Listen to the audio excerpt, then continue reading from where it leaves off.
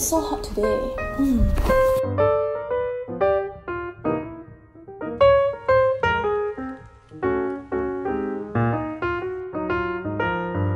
NOAA declared the first 6 months of 2017 the second warmest on record. First place went to 2016. A possible culprit is the workplace practices of corporations, which is why many businesses are engaging in efforts towards screening their workplace practices. I think I should show it to my boss. Oh wait, I think he's at some green forum today. Maybe I should watch him on TV. Thank you for agreeing to participate in our Green Forum to investigate more about green workplace practices. Today we have directors from City Developments Limited, Unilever and Naver Green Private Limited. So let's begin the forum. The first question that I'd like to pose to you is, do you have any green workplace practices that your company is practicing? Well, there are the basics such as reduce, reuse and recycle. For example, switching off the lights, the aircons and appliances when not in use, reducing scrap paper, not buying expensive food and using your own cutlery. Yes, we have that in our company too, and we have sensor LED lights as well as half flush system in our toilets to help us save water.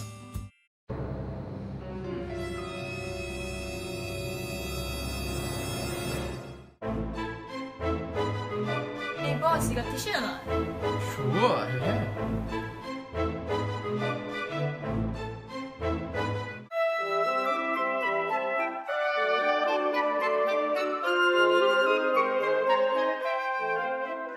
Yeah, we do those in our company too. Do you mind sharing more details about sustainable practices in the workplace? We have the Unilever Sustainable Living Plan, which is a whole program dedicated to greening and making our business more sustainable. Personally, I think that one area that businesses neglect when it comes to the topic of sustainability is that it concerns the welfare and rights of the employees as well. And that is why we created and launched this framework for fair compensation in 2016. And this is not just based on our own estimations. We actually got the help from the Fair Wage Network, and they provided us with a global database of wages for us to compare and contrast the wages of our employees that come from different backgrounds and hold different positions in our company. I totally agree with Unilever, which is why here at City Development Limited, we set up a company-wide CSR committee in 2008 to really focus on sustainability in our workplace as well as to measure our performance. We also appointed a Chief Sustainability Officer to oversee all such activities. We actually found that in 2014, our employees had to make frequent overseas business trips due to our overseas diversification plan, and this increased the company's carbon footprint as a whole and is definitely not sustainable in the long run. So moving forward, we are looking into audio and video conferencing so as to minimize the need for air travel. Interesting. Now, what about you, Naver Green?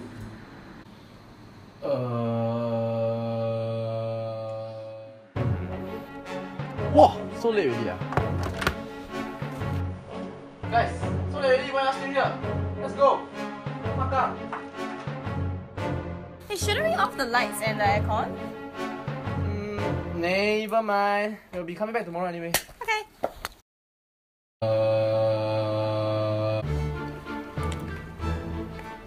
Oh, thanks, boss. No problem. But boss, you bought too much. You can't finish it. Then just throw it away lah. Throw all. Boss say throw, so throw lor.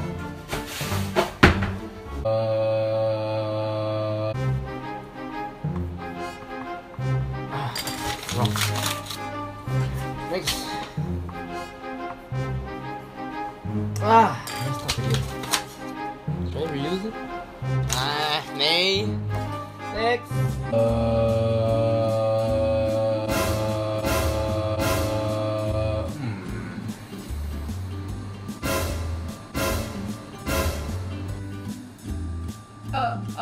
Alright. Let's take it outdoors to find out what people on the streets have to say about green workplace practices.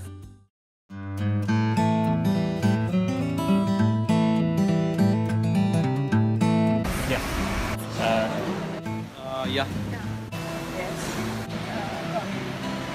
Yes. Safe environment, I mean, Yeah. no paper. Having a more sustainable work environment, using less paper and plastic bags, which Singapore is really bad for their plastic bags. Something like, to avoid pollution and to make ourselves and our children's or kids' lives awesome. Environmental friendly, safe energy. Friendly, environmental friendly. It's about having a more greener environment, keeping the air cleaner, and recycling products and everything else.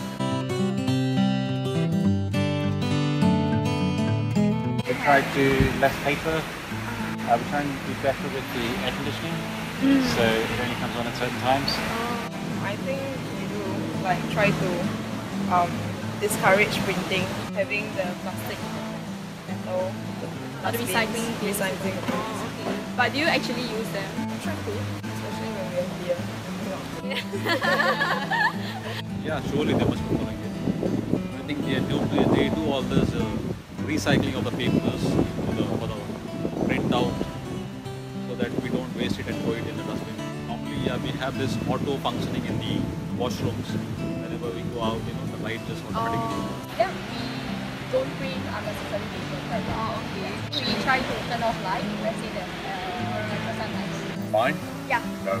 But my other offices in Japan, very much so, yes. For instance, that if you have a plastic bottle, you have to take the top off the bottle and put it in one box, and the bottle in another box, because they recycle the top. Lighting, not necessarily, because that's governed by the building operatives. Actually, not really. Like documentation, we don't really use the soft copy. We still need to like print out.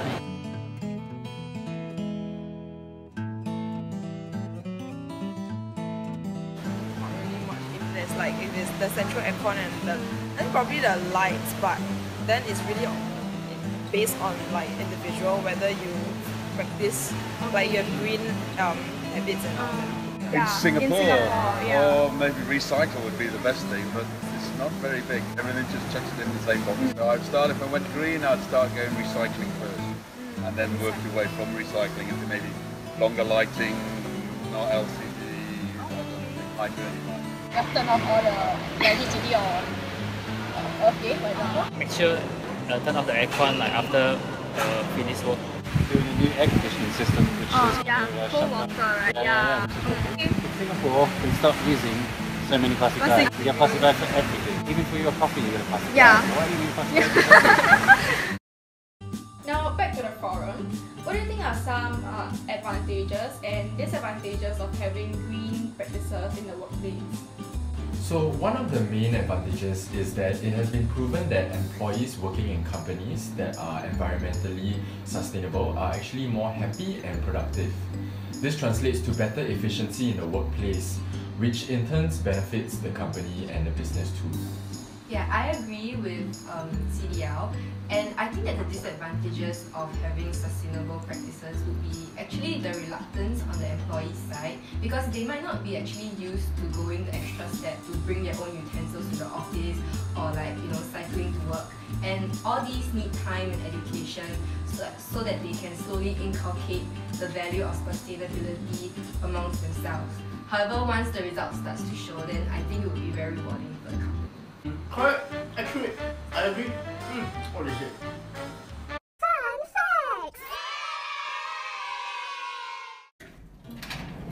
Oh, didn't see you there.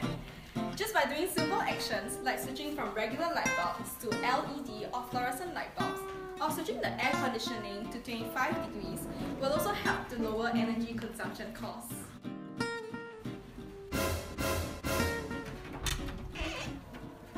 For electronic devices, putting them to sleep mode can conserve up to 70 to 90% of energy. However, switching them off after office hours is still the best way to save energy. Choose an energy-efficient appliance with more ticks on the energy label. A 2-tick model will cost around $270 more in electricity bills in a year than a 5-tick model. Weighing the pros and cons, I think we can all agree that efforts towards greening our business will be worth it in the end. we have come to the end of the forum. Thank you so much for your participation and contributions today. With clear communication of current green workplace practices, companies that are not green will come to a self-actualization stage that will help them to introduce green practices for a better future.